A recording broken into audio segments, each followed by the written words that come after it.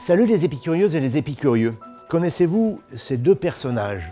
Leurs visages ne vous disent probablement rien et leurs noms, pas beaucoup plus.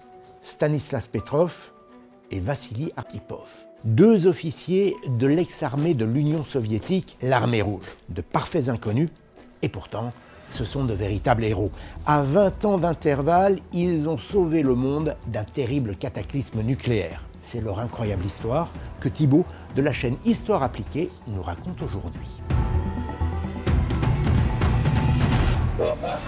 Et tu vas voir, Jamy, que les histoires de ces deux-là sont absolument passionnantes. Au matin du 27 octobre 1962, Vassili Alexandrovitch Arkhipov, l'un des trois commandants d'un sous-marin nucléaire B-59 de la marine soviétique patrouillant au large de Cuba, se trouve confronté à un terrible dilemme. Doit-il donner l'ordre de tirer une ogive nucléaire sur un cuirassé américain qui le menace, comme on lui demande de le faire au risque de déclencher une troisième guerre mondiale? Ou bien doit-il s'en abstenir au risque de subir de lourdes sanctions de la part de son état-major?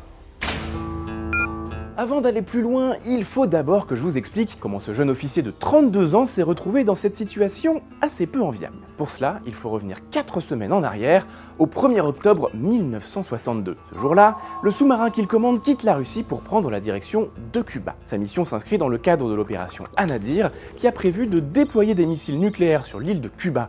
Ces missiles sont pointés sur les États-Unis pour contrecarrer une éventuelle attaque des troupes de l'OTAN contre l'Union soviétique. Autant vous dire que la situation est particulièrement tendue. Le président des États-Unis, John Fitzgerald Kennedy, informé de la présence des missiles soviétiques à moins de 200 km de ses côtes, ordonne l'établissement d'un encerclement naval autour de Cuba dans le but de créer un blocus militaire. Et ces craintes, elles sont bien compréhensibles. Ces missiles pourraient atteindre et raser en quelques minutes de nombreuses grandes villes américaines. En réponse, les soviétiques mettent en alerte leur flotte et leur armée pour ne pas se laisser intimider par ces menaces américaines. De juin à octobre 1962, ce sont 86 navires bardés d'ogives nucléaires qui sont acheminés vers Cuba. Parmi eux, le sous-marin du commandant Vassili Arkhipov. On appelle cet épisode la crise des missiles, probablement l'une des pires crises de toute la guerre froide. Petit point de vocabulaire. La guerre froide, c'est le nom que l'on donne à une période de grande tension durant la deuxième moitié du XXe siècle entre les deux superpuissances de l'époque, les États-Unis et l'Union soviétique. Tout oppose ces deux blocs qui se livrent à une compétition sur tous les fronts dans le but d'affaiblir l'adversaire. On parle de guerre froide car jamais ces deux blocs ne se sont affrontés directement sur un champ de bataille. C'est parfaitement résumé, on veut montrer à l'autre qu'on est le plus fort. Par exemple, c'est à qui enverra le premier un satellite dans l'espace. Les soviétiques gagnent cette bataille avec Sputnik en 1957. Touchés au vif, les Américains ripostent 12 ans plus tard en étant les premiers à marcher sur la Lune. De part et d'autre, des espions tentent de déstabiliser l'économie ou l'organisation de l'adversaire. On va même jusqu'à financer des guerres en soutenant des pays qui s'opposent. On leur apporte de l'argent, on leur livre des armes, chaque camp se situant bien sûr dans la zone d'influence soit des États-Unis, soit de l'Union soviétique. Dans ce contexte, les deux blocs se sont lancés dans une course folle à l'armement. Ils ont des moyens militaires colossaux avec des bases de missiles dispersées un peu partout sur la planète. C'est d'autant plus inquiétant que de nombreux missiles sont dotés de têtes nucléaires. Il suffirait donc d'une étincelle pour que cette guerre froide se transforme en troisième guerre mondiale, et contrairement aux précédentes, cette fois ce serait une terrible guerre nucléaire. Mais revenons à Vassili Arkhipov, le commandant du sous-marin soviétique. On l'a dit, ce 27 octobre 1962, il se trouve au large de Cuba, où il patrouille discrètement à des fins de reconnaissance et de contrôle. Mais aujourd'hui, la situation est particulièrement tendue. D'abord parce qu'à l'intérieur du vaisseau, le système de climatisation est tombé en panne. La chaleur est donc étouffante dans ce sous-marin qui a été conçu pour plonger dans les eaux glaciales de la Russie et pas dans les eaux très chaudes des Caraïbes. Mais si la situation est tendue, c'est aussi parce qu'un cuirassé américain patrouille non loin du sous-marin soviétique. L'équipage est aux abois. Ont-ils été repérés? La réponse ne se fait pas attendre, le navire ennemi a commencé à tirer dans leur direction. À bord, on pense que la guerre a commencé. La tension est donc extrême. Faut-il riposter sur le champ en autorisant le tir d'ogives nucléaires? Ou, au contraire, faut-il s'abstenir, histoire de temporiser? Cette décision, elle ne dépend pas de Moscou, mais des trois commandants du sous-marin. Selon le protocole de la marine soviétique, le tir d'une torpille nucléaire nécessite l'approbation unanime des 3 commandants du navire. 2 sont favorables à cette solution. Ils argumentent qu'il vaut mieux prendre le risque de mourir en détruisant l'ennemi plutôt que de rentrer sain et sauf, mais draper dans le déshonneur. Le 3e n'est pas du même avis. Il s'agit de Vassili Arkhipov qui refuse de céder à la panique. Selon lui, le cuirassé américain ne cherche pas à les détruire, seulement à les faire remonter à la surface. La situation est certes tendue, mais rien ne justifie une riposte à coups d'ogive nucléaire. Après d'âpres discussions, ces arguments font mouche. Arkhipov convainc les autres de ne pas donner l'ordre de tirer. Il évite ainsi le déclenchement d'une guerre nucléaire aux conséquences apocalyptiques. Bien joué, car le lendemain, 28 octobre 1962, les États-Unis et l'Union soviétique parviennent finalement à un accord. La base de Cuba est démantelée en échange du démantèlement d'une base nucléaire américaine en Turquie.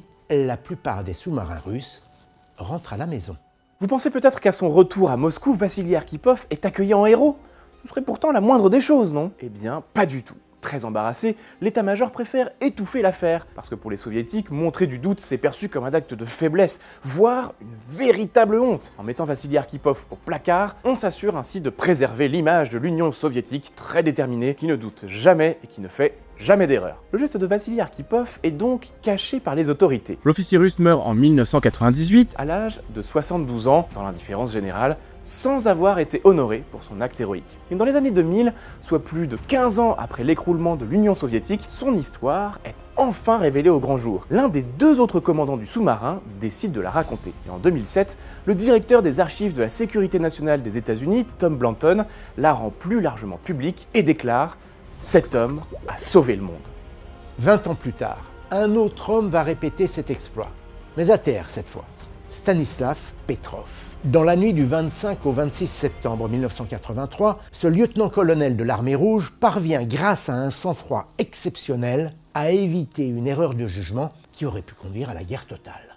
Nous sommes donc en 1983. Stanislav Petrov est un officier supérieur de 44 ans qui officie sur la base stratégique d'alerte de Kourilovo. Elle est située à une centaine de kilomètres de Moscou. Son rôle, c'est de repérer dans le ciel russe tout indice laissant supposer une attaque éventuelle venue des États-Unis. Et ça, grâce à un puissant réseau de satellites. En cas d'offensive, il a entre ses mains le pouvoir de lancer une alerte qui déclenche la terrible machine de guerre russe. Et justement, il se trouve que dans la nuit du 25 au 26 septembre 1983, à minuit 15 précise, ses ordinateurs lui signalent qu'un missile balistique américain se dirige tout droit vers l'Union soviétique. Branle-bas de combat. Il s'agit peut-être d'une ogive nucléaire. Et si c'est le cas, c'est une déclaration de guerre dont les conséquences seront terribles. Quelques minutes plus tard, les ordinateurs détectent un 2e missile, puis un 3e, un 4e et enfin un 5e. 5 missiles se dirigent vers l'Union soviétique. La situation est très inquiétante. Plusieurs officiers estiment qu'il faut alerter l'état-major sur le champ. Il faut détruire les missiles au plus vite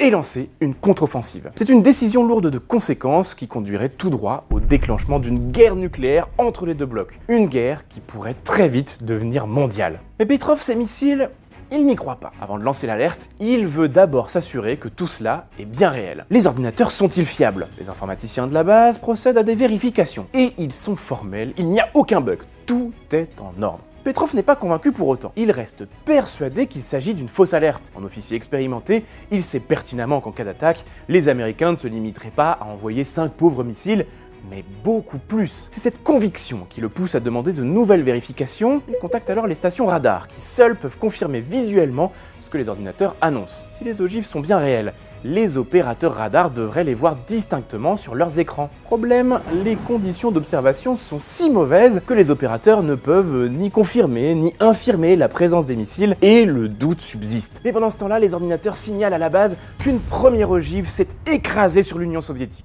Sauf qu'en réalité, on a beau chercher sur le terrain, là où le missile est censé avoir atterri, on ne signale rien. Les autres missiles tombent aussi sur le territoire soviétique, avec le même résultat, c'est-à-dire absolument rien du tout. Petrov avait raison, il s'agissait bien d'une fausse alerte. Sur la base, seul soulagement. Mais alors, que s'est-il passé pendant ces longues minutes? S'il ne s'agissait pas de missiles, les ordinateurs, ils ont repéré quoi dans le ciel de la Russie? On ne tarde pas à le savoir. Après de nouvelles vérifications, on découvre que les machines avaient détecté de simples reflets du soleil dans les nuages.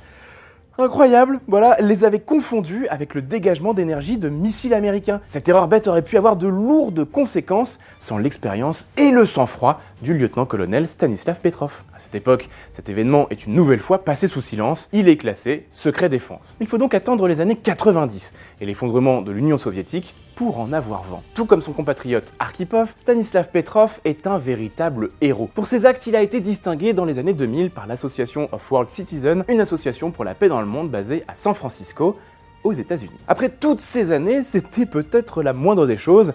Sans ces deux hommes, nul doute que nos vies auraient pu être bien différentes aujourd'hui, Jamy. On peut l'imaginer. Merci Thibaut. Voilà, chers épicurieuses et épicurieux, c'est terminé pour aujourd'hui. J'espère que ces deux histoires vous ont plu. J'ignore si vous retiendrez le nom de ces deux héros, mais sûrement leur fait d'armes courageux et atypiques, sans lesquels le monde aurait sûrement basculé dans la guerre totale. Enfin, je ne cesse de vous le dire, n'hésitez pas à indiquer en commentaire les sujets d'histoire qui vous passionnent. À très bientôt.